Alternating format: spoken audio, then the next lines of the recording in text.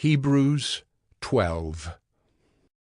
Therefore, since we are surrounded by so great a cloud of witnesses, let us also lay aside every weight and sin which clings so closely, and let us run with endurance the race that is set before us, looking to Jesus, the founder and perfecter of our faith, who for the joy that was set before him endured the cross, despising the shame, and is seated at the right hand of the throne of God.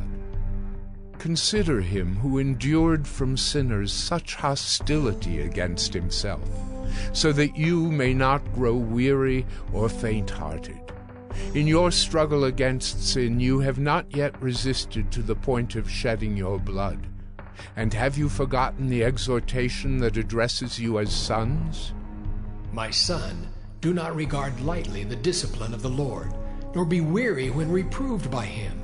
For the Lord disciplines the one he loves, and chastises every son whom he receives. It is for discipline that you have to endure. God is treating you as sons. For what son is there whom his father does not discipline? If you are left without discipline, in which all have participated, then you are illegitimate children and not sons. Besides this, we have had earthly fathers who disciplined us, and we respected them. Shall we not much more be subject to the Father of spirits and live? For they disciplined us for a short time, as it seemed best to them. But he disciplines us for our good, that we may share his holiness.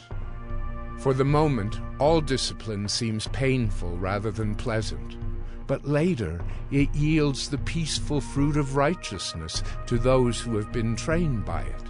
Therefore, lift your drooping hands and strengthen your weak knees, and make straight paths for your feet, so that what is lame may not be put out of joint, but rather be healed. Strive for peace with everyone, and for the holiness without which no one will see the Lord. See to it that no one fails to obtain the grace of God, that no root of bitterness springs up and causes trouble, and by it many become defiled, that no one is sexually immoral or unholy like Esau, who sold his birthright for a single meal. For you know that afterward, when he desired to inherit the blessing, he was rejected, for he found no chance to repent, though he sought it with tears. For you have not come to what may be touched, a blazing fire and darkness and gloom, and a tempest and the sound of a trumpet, and a voice whose words made the hearers beg that no further messages be spoken to them. For they could not endure the order that was given. If even a beast touches the mountain, it shall be stoned. Indeed, so terrifying was the sight that Moses said, I tremble with fear.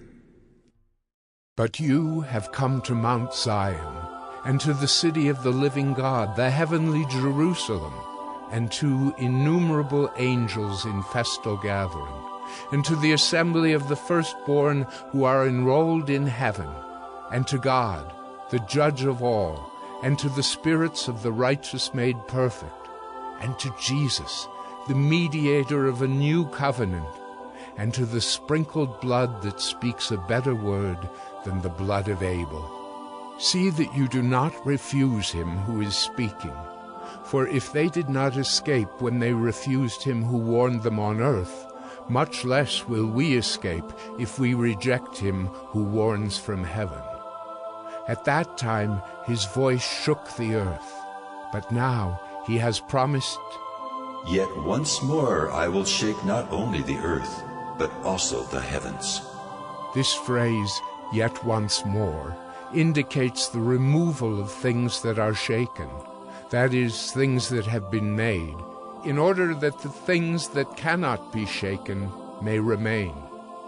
Therefore, let us be grateful for receiving a kingdom that cannot be shaken, And thus let us offer to God acceptable worship with reverence and awe, for our God is a consuming fire.